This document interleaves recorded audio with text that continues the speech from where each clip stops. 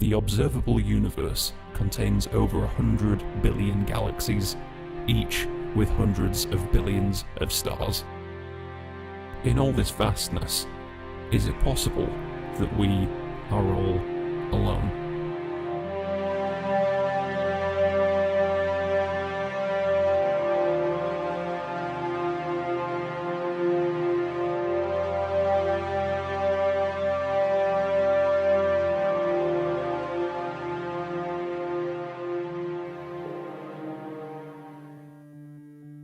Given the sheer size of the universe we're in, to most people it seems improbable that human beings are the only sentient technological species anywhere.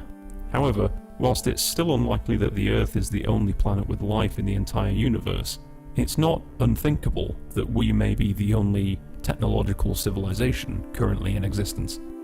At the very least within the Milky Way galaxy, if not also the wider universe.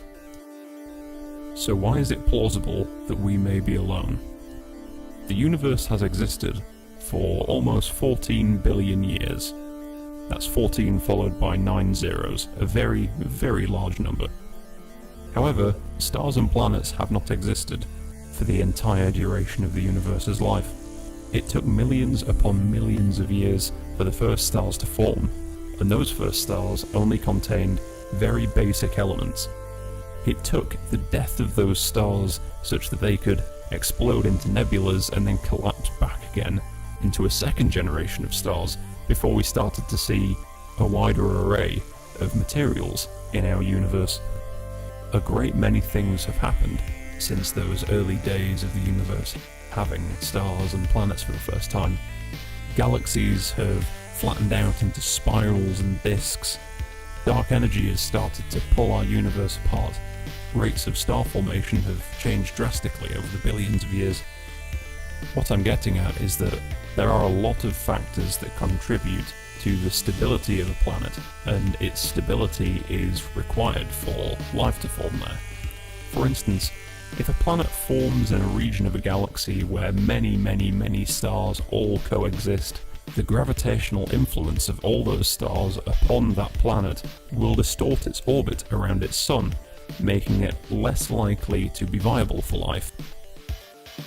Exposure to large amounts of solar radiation is also a problem for planets trying to develop life in a region of space with a very high star density. Think about the fact that the centre of our galaxy contains far greater numbers of stars than the outskirts do. However, we still live quite far out from the centre.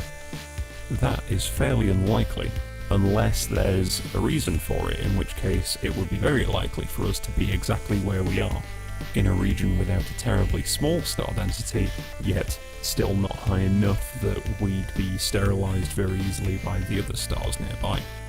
This is one example of why it's difficult for a planet to develop a technological civilization. It has to remain stable in its orbit, it has to remain warm, it has to remain wet, it has to remain all of the things that we know are absolutely required, and it has to stay that way for billions of years whilst the life forms on the celestial body develop from single-celled organisms into complex organisms which are capable of deep thought, constructing machines, doing all the things that we do. Ultimately, it seems likely to me that the universe is only just entering a stage in which large quantities of planets are becoming stable enough and have existed long enough and have met all the requirements needed for all of that time, such that species such as ours can produce civilizations such as ours. I think that these civilizations, these technologically capable branches of evolution, are actually extraordinarily rare. I cannot say with certainty that we are the only ones in existence, but I can say with near certainty that we are probably the only ones in our galaxy, probably the only ones in our galactic cluster. Any civilizations that have formed before ours have probably already destroyed themselves by now as well, due to territorial conflicts and conflicts over resources, the likes of which human beings have all the time. So even if we aren't the first, we may be the only ones currently in existence. Also consider the fact that if an alien race had existed in a technological form for billions of years, then they would have technology so advanced that they would be able to completely change the way that their entire galaxy looks. It wouldn't be hard to tell that they're there, yet we still see absolutely nothing. No signs of their existence whatsoever. As for UFO hunters and conspiracy theorists that think the government is hiding UFOs from us, there is absolutely no substantial evidence for that whatsoever.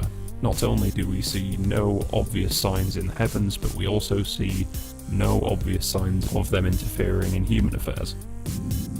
The way our civilization is going nowadays, people seem to be accepting more and more the idea that we may destroy ourselves sooner or later. I still say that we don't have to do that. I still say that it isn't an inevitable cycle of nature that humans will eventually destroy themselves and some other species will become the next on the top of the food chain.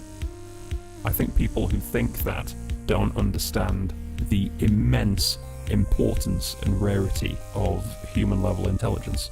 If we make a big mistake as a species, such as allowing two super-powerful rival countries to initiate a nuclear war with one another, and launch massive attacks on one another until all of humanity is rendered extinct.